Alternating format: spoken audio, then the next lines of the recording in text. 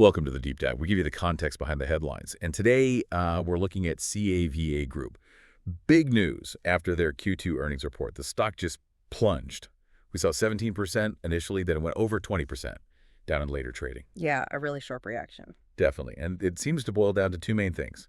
Same-store sales weren't what Wall Street hoped for, and CAVA lowered their outlook for the full year. So let's dive deep into those numbers and figure out what's really going on.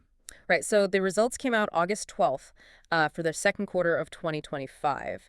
And, it's interesting because some of the news was actually pretty good. Their earnings per share, the EPS, came in at 16 cents. Wall Street's only expecting 0.13 cents. A beat there. A solid beat on earnings. And total CAVA revenue up 20.3% compared to last year. That's $278.2 million. Looks strong. Net income was $18.4 million, which is up about 9.4% from Q2 last year, adjusting for comparisons. And adjusted EBITDA, that's earnings before interest, taxes, depreciation, amortization, basically a measure of core profitability, that was $42.1 million. Yeah, and that EBITDA number was up over 22% year over year. So those are, pretty impressive growth figures on the surface. Exactly. Makes you wonder why the stock reacted so, well, negatively. It really does. And a big part of that story, the positive side at least, is definitely their expansion. They are opening stores like crazy. They added 16 net new CAVA restaurants just in Q2. That brings the total up to 398. Wow, almost 400. Almost 400. It's a 16.7% increase in the number of restaurants year over year. And the CEO, Brett Schulman, he even mentioned hitting that 400th restaurant milestone. So it shows they're really pushing hard on, getting more locations open. That's driving a lot of that top line revenue growth. Okay, so expansion is definitely humming along. New stores opening, overall revenue growing, earnings beating expectations. But like you said, there's the other side of the coin, the details that worried the market. That total revenue, even though it grew, actually came in a bit short. $280.6 million versus the $285.6 million analysts expected. A miss. A slight miss there, yeah. But the big one, the metric everyone watches for chains like this, same-store sales growth. How are the existing stores doing? It only grew 2.1% in the quarter. Only 2.1%, and that's where the expectation gap was huge. Right, Wall Street was looking for 6.1% growth. That's significantly lower. It's a massive difference. And same-store sales or comparable sales is just so critical because, opening new stores is great. It shows expansion potential. But same-store sales tells you if the core business, the restaurants that have been around for a year or more, are actually drawing people in and getting them to spend more. It's about underlying health. So is CAVA doing worse than others then? Well, interestingly, Kiva did technically buck the industry trend. You look at competitors like Chipotle or Sweetgreen, they actually saw same-store sales declines. Ah, okay. So 2.1% growth is better than a decline. It is, absolutely. But for Kiva, given their growth trajectory and, frankly, their stock valuation, the market expected much more. They expected that 6.1%. And digging deeper, guest traffic in Q2 was, and this is their term, approximately flat traffic. Okay. Compare that to Q2 last year, 2024. Same-store sales then climbed 14.4%. Huge difference. 14%. What drove that? A lot of that was driven by nearly double-digit traffic growth, and a big part of that was the launch of their grilled steak. It was a really popular addition. I remember that launch. Exactly. Yeah. So the CFO, Trisha Talivar, she basically explained that, look, growth slowed down once we passed the one-year anniversary of that steak launch. That initial big bump has now cycled through. They apparently reiterated their outlook earlier, thinking things were okay, but then had to adjust based on how the quarter actually played out. So the steak bump wore off, traffic flattened out, and boom, a big miss on same-store sales expectations. And you mentioned input costs earlier, like for the steak. Yeah. How did that affect profitability at the restaurant level? Good question. Their restaurant-level profit margin was 26.3% in Q2 this year. That's actually a slight dip from 26.5% in Q2 last year. Okay, pretty stable though. Relatively stable, yeah. They said it was down slightly because of those input costs, like maybe the ongoing cost of steak and also wage investments they've been making. But higher overall sales did help offset some of that pressure. Still, it shows margins are maybe getting a little tighter as the store level. Okay, so Q2 had some good points, but that same-store sales miss was a big disappointment. But then we get to the forward guidance. This seems to be what really hammered the stock. Absolutely. Guidance is all about the future, and that's what investors trade on. And the key change here, CAVA lowered its outlook for full year 2025 same-store sales growth. They previously guided for 6.0% to 8.0% growth for the year. Now, They're saying 4.0% to 6.0%. Yeah, cutting the top end by 2% and the bottom end by 2%. That's a significant reduction. And what that signals really is caution. It suggests they see maybe weaker consumer spending or tougher traffic trends continuing for the rest of the year. It reflects what the CEO called that fluid macroeconomic environment. They're basically saying, okay, things might be a bit tougher than we initially thought for our existing stores. Right. It raises questions about how much momentum they can maintain in those established locations. Yeah. But it wasn't all negative on the guidance front, was it? They kept some things the same and even raised one part. That's true. They reiterated their adjusted EBITDA guidance for the year, still expecting $152 million to $159 million. So core profitability outlook remains intact. Okay, that's important. And they also reiterated their restaurant-level profit margin forecast, keeping it between 24.8% and 25.2%. So profitability expectations are holding steady for now. Exactly. And here's the interesting part. They actually increased their guidance for new restaurant openings. Oh, they're opening more stores than planned. Yeah, they bumped it up slightly. They were planning 64 to 68 net new openings for the year. Now they're guiding for 68 to 70. Huh. So even with the same store sales slowdown, they're doubling down on expansion. It seems like it. It shows continued confidence in their ability to find good locations and open them successfully.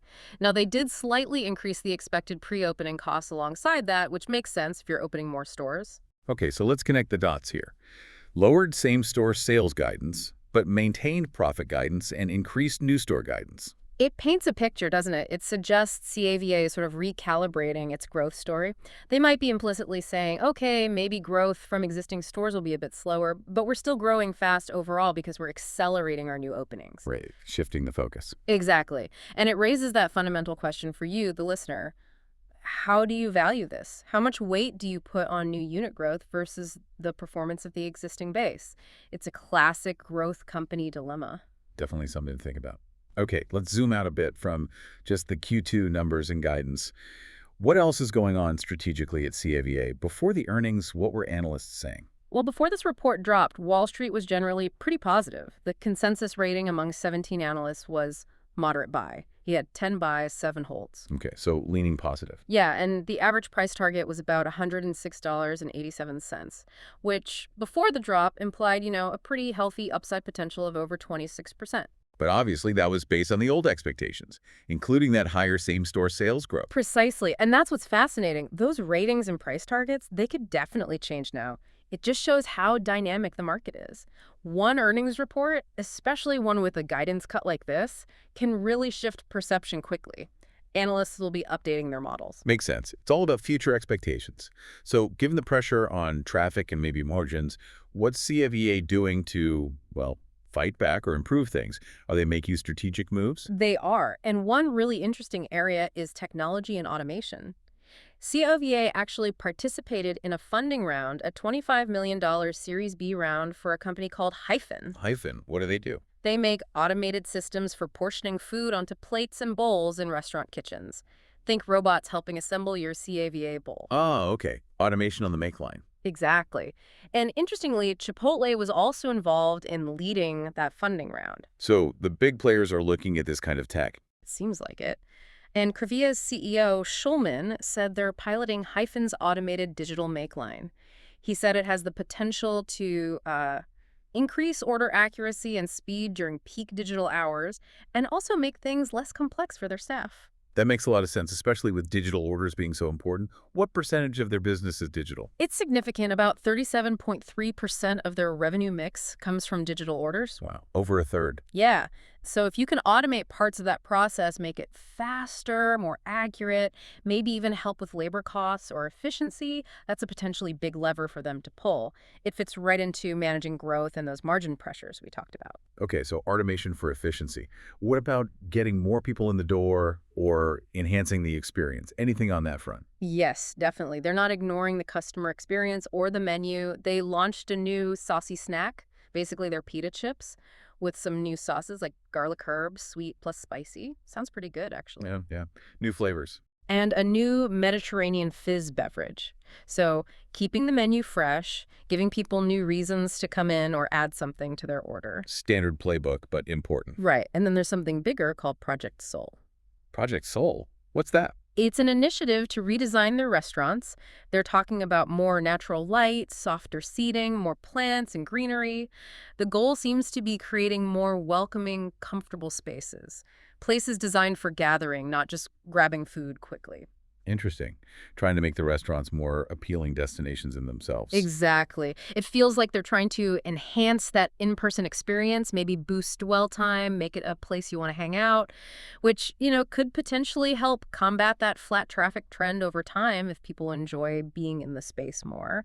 It's a multi-pronged approach. Hmm? Efficiency through tech, menu innovation, and improving the physical environment. So, pulling this all together, what's the main takeaway for you, our well-informed listener, trying to understand the CIVA story right Right. now? I think the core takeaway is this tension. You've got CFVA demonstrating really strong expansion.